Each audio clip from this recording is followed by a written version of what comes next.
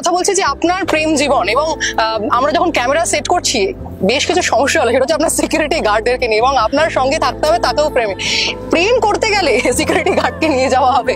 দেখুন ব্যাপারটা হচ্ছে যখন রাজনীতিতে চলে আসছে আর প্রাইভেট লাইফ হলে আর কি থাকে না, সব পাবলিক লাইফ হয়ে যায়।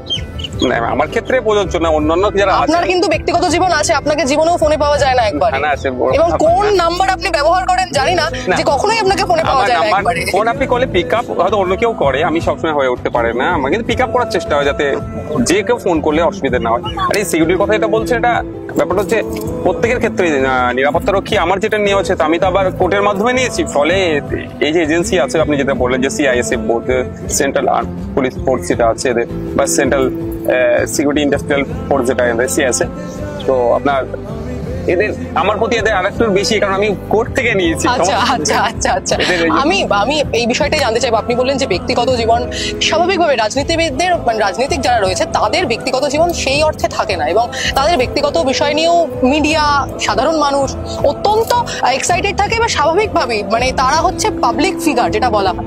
সেখানে দাঁড়িয়ে কখনো তো নিশ্চয়ই নওশাদ সিদ্দিকী প্রেমে পড়েছে, কখনো কখনো কোনো মেয়েকে না কোনো মেয়েকে ভালো লেগেছে।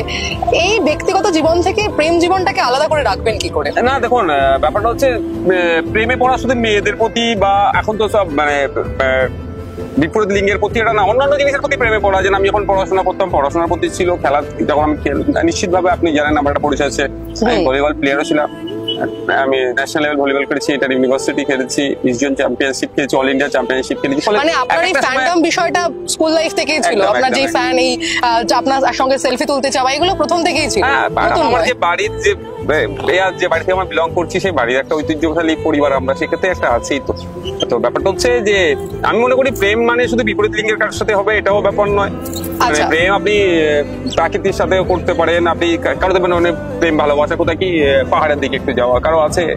তাহলে নওশাদের কাছে প্রেমের ডেফিনিশন কি, এবং নওশাদের কাছে প্রেম বলতে কি বোঝায়? দেখুন আমি এটুকুই মনে করি, বা যেটা যখন করি সেটাকে আমি প্রেম হিসাবেই ধরে নিয়ে মনোযোগ সহকারে করি। আমি যখন পড়াশোনা করতাম সেটা নিয়েও করেছি, রেজাল্ট খুব একটা খারাপ নয়, মোটামুটি নাম্বার পেতাম। মাধ্যমিক থেকে শুরু করে মাস্টার্স করেছি, বিএড করেছি, তো আপনার সেটাও ওখানে বইপত্রের সাথে বেশি সময় দিতাম, বেশি প্রেম করতাম। তারপরে খেলাধুলা যখন করেছি, খুব একটা খেলাধুলা পারতাম না, কিন্তু চলে যাওয়ার মতো ছিল। এখন রাজনীতিটা করছি, এখন আমার প্রেম যদি বলেন এখন রাজনীতিটা এখন ফুল টাইম। আচ্ছা, তাহলে এই যে বাড়ি থেকে মেয়ে দেখা চলছে, এবং যদি কিছুদিনের মধ্যে আমরা গুড নিউজ পাই, অবাক হব না। সেখানে দাঁড়িয়ে এমন কাউকে তো বেছে নিতে হবে যে তাহলে আপনার এই প্রেম জীবন অর্থাৎ রাজনীতিকে আপনি প্রায়োরিটাইজ করবেন, সেটা মেনে নেবে। কারণ রাজনীতিকদের যে সময় তা কিছু অনেক কম হয়, পরিবারকে অনেক সময় কম দিতে পারে।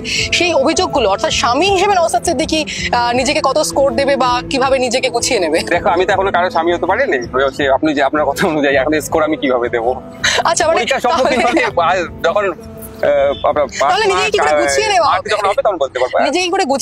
সময়ের সাথে গুছিয়ে নিতে হয়, এটা আমি তো আপলিটিক্যাল কিছু হয় না। তারপরে আমি বলছি রাজনীতি থেকে আমি অনেক দূরে ছিলাম, কিন্তু দেখুন আমি 2021-এ রাজনীতির ময়দানে এসেছি, আস্তে আস্তে গুছিয়ে নিচ্ছি। হয়তো অন্যান্য সিনিয়র লিডারদের সাথে আমি পেরে উঠতে না পারলেও কোনো অংশে আমি আমার অধিকারের জন্য যে লক্ষ্যে রাজনীতির ময়দানে এসেছি, আমাকে আমার ট্র্যাক থেকে কিন্তু সহজে কেউ হারাতে পারছে না। এটা আমার তো স্বাভাবিকভাবে যখন স্টেপ বাই স্টেপ যখন পরে যেতে হবে, আমাকে গুছিয়ে নিতে হবে। আচ্ছা, গুছিয়ে নিতে হবে মানে একেবারে এই জোর কদমে প্রস্তুতি তুঙ্গে যেটাকে আমরা বলি, সেটা কবে থেকে হবে কি মনে হয়? বাড়ি থেকে তো একটা চাপ রয়েছে মনে হচ্ছে। ওটাই প্রচন্ড চাপ, আর অন্য কোনো বিষয় নিয়ে চিন্তিত নয়, বাড়িতে একটা বিষয় চিন্তিত। আচ্ছা, আমি মানে আমাদের সাধারণ মানুষ যারা রয়েছে তাদের হচ্ছে বাড়িতে বিয়ে না হলে একটা সময়ের পর বাড়িতে ঢুকলেই যতই আমরা কাজ করি না কেন, মা বলে যে কিরে এবার তো বিয়েটা কর, বা বাবা বলে, বা কোনো বন্ধু বান্ধবের অনুষ্ঠানে গেলে সবাই পাড়া প্রতিবেশী বলে। সেটা কি আপনাকে? স্বাভাবিক ব্যাপার, সব থেকে বেশি বাড়িতে হয়। তো বাড়িতে তখন কি বলে, মানে কি করে ম্যানেজ দেওয়া হয়? ড্যামেজ কন্ট্রোল ভাবছি হচ্ছে, সবটা বললে তো আর বাড়ির লোক শুনলে আবার সেই জায়গার গ্যাপটাকে ধরে নেবে।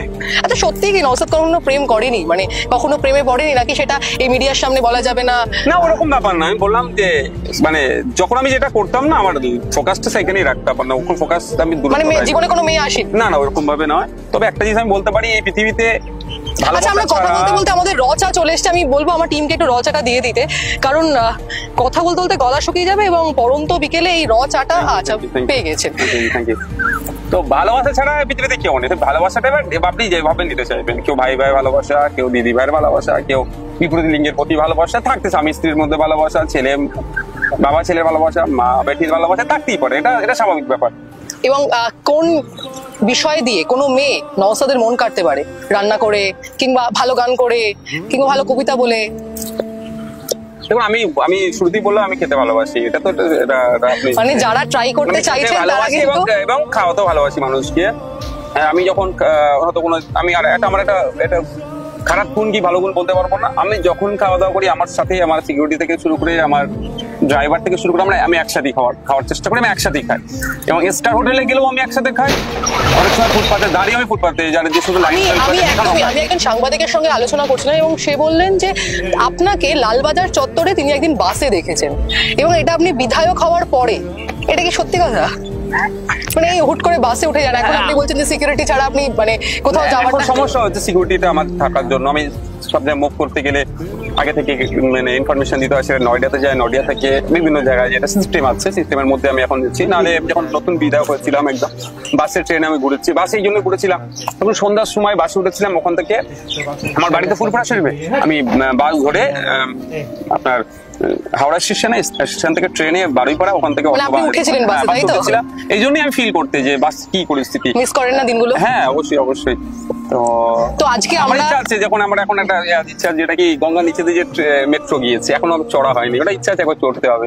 তো এটা তো আপনি ইচ্ছে মানে বহিঃপ্রকাশ করলেই মনে হয় এটা ফুলফিল হয়ে হয়ে যাবে, কিন্তু সময় হয়ে ওঠে না, সমস্যাটা এখানে। কিন্তু আজকে এই যে ময়দানে পড়ন্ত বিকেলে আপনি আমাদেরকে সময় দিয়েছেন, এইরকম দিন কবে লাস্ট কাটিয়েছেন বলুন? মানে এরকম ময়দানে ব্রিগেড ছাড়া ময়দানে খুব একটা আশা হয় না আমার মনে হয় আপনার। না, আমি লাস্ট বলছি 2017-18 কি 19-এর দিকে লাস্ট হবে, তখন আমি ওই নিয়মিত ভলিবল খেলতাম কলকাতা লিগে থেকে শুরু করে, আমাদের ফেডারেশন আছে, আপনাদের প্রেস ক্লাব, ফলে সেই সুবাদে আমাদের টিমমেট যারা থাকতো মাঝে মধ্যে আমরা দিক থেকে একটু আড্ডা দিতে বার হতাম, তখনই এসে একটু হই আল্লাহ করতাম, মানুষকে ডিস্টার্ব করতে আসতাম এক প্রকার।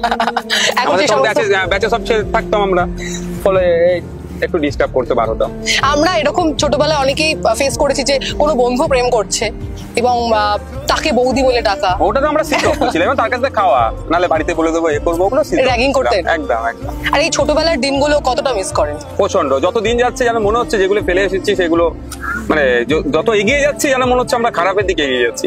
যেগুলো ছিল সত্যি সেগুলো আমাদের জন্য যেন একটা আশীর্বাদ ছিল এবং ওই দিনগুলোকে আমরা মানে ভুলতে পারি না। কারণ হচ্ছে আমি এখন পরিস্থিতি দেখবেন এমন একটা সিচুয়েশন তৈরি হচ্ছে, প্রত্যেকটা জিনিসের মধ্যে আমরা ধর্ম, জাত, বর্ণ খুঁজতে শুরু করেছি। দেখুন, আমি ভলিবল খেলেছি, প্রেমের ক্ষেত্রেও কি আপনি এগুলো মেনে চলবেন? না, আমি ওটা সমস্ত ক্ষেত্রে আজকের ডেটে হচ্ছে তো লাভ জিয়াদকে দাগিয়ে দেওয়া হচ্ছে। ভাই, যার যাকে পছন্দ লাগবে, কার পছন্দতে আপনি তাদের পছন্দকে প্রাধান্য না দিয়ে বরং তারা ডিস্টার্ব করছি, এটা আমি মনে করছি অনৈতিক কাজ বলে মনে করি।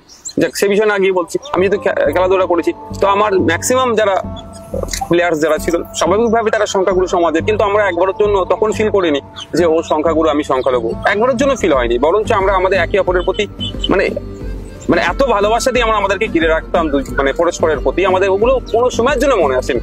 আমি আপনাকে একটা উদাহরণ দিলে বুঝতে পারবেন, দুটো উদাহরণ দেবো। আমরা ইউনিভার্সিটি খেলতে গেছিলাম রবীন্দ্র ভারতী ইউনিভার্সিটির হয়ে খেলতে গেছিলাম আমরা দারভাঙ্গা ডিস্ট্রিক্ট, বিহার। ওখানে গিয়ে তো আমার বন্ধুরা, আমি শুক্রবারে নামাজে যাব, আমার বন্ধুরাদের মানে জানে যে আমি নামাজে যাব, তো আমার বন্ধুরা